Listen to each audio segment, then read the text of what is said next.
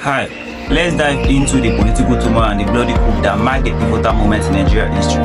So, in 1966, a tragic event unfolded. Key leaders including Sir Ahmadu Bello, Tafawa Balewa, who was the Nigerian Prime Minister as at the time, and Samuel Akintola, who was the Premier of the Western Nigeria from the independence in 1960, were brutally assassinated during the first military coup. This coup set the stage for Biafran War, which was just a year later. It's a compelling chapter in our history, illustrating the harsh realities of a military that I believe is a government style we should never consider again in this country. To understand the context, Nigeria gained her independence in 1960, and by 1963, power transition from the British colonial leaders to Nigerian leaders like Sir Ahmadu Bello, Tafawa Balewa, Nnamdi Azikiwe, and Samuel Akintola, and some other individuals in all regions. This marked the beginning of civilian government. However, the satisfaction grew among the military leaders who perceived rampant corruption and sought to seize power, either through force or negotiation. They believe if anybody could do the country better, it should be them, the military leaders. A coup means taking power by force or by mutual agreement. So this coup was executed on January 15, 1966 and was led by young army officers primarily from the Igbo ethnicity, including Major Chukwuma Kaduna Nzogu and Major Emmanuel Ifeajuna. They believed they could reshape the nation by eliminating what they view as corrupt civilian leadership. Despite receiving warnings about a possible coup, leaders like Sir Ahmadu Bello, they underestimated the threat, thinking their position was secure, as they believed they have all it takes to protect themselves as the leaders, and they are good with the British colonial leaders. So on that fateful day, soldiers stormed Sir Ahmadu Bello's residence in Kaduna, led by Major Chukwuma Nzogu, demanding that he surrender. Though he was alerted but he remained calm, the securities tried to defend his own, but they were ultimately overpowered. Sir Ahmadu Bello was shot several times along with one of his wife, Ahmed Pategi, Sir Bello's driver, and Ahmed Ben Musa, Sir Bello's senior assistant for security. Meanwhile, in Lagos, another set of coup plotters arrived on notice in the earlier hours, went to Tafawa Balewa's residence.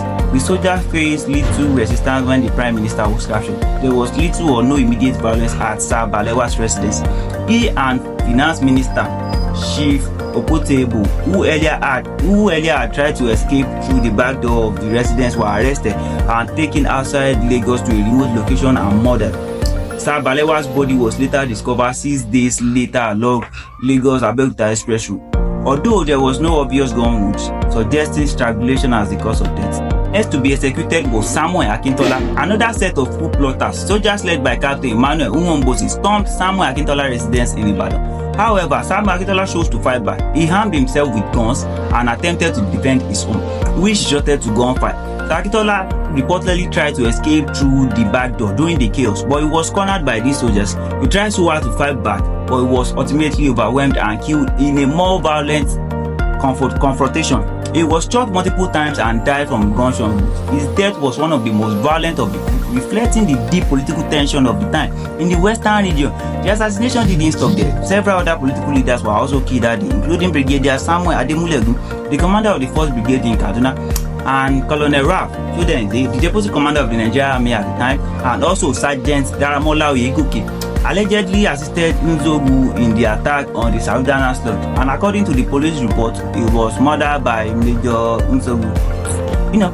They were all murdered on that same day, January 15, 1966, creating a shockwave across the nation. The coup was perceived by many as a tribal conflict, giving the targeted leaders regional objections. They were particularly from the northern and western region of Nigeria. However, the initial success of the coup did not last, as the military leaders who led the coup would later fail to take over the country.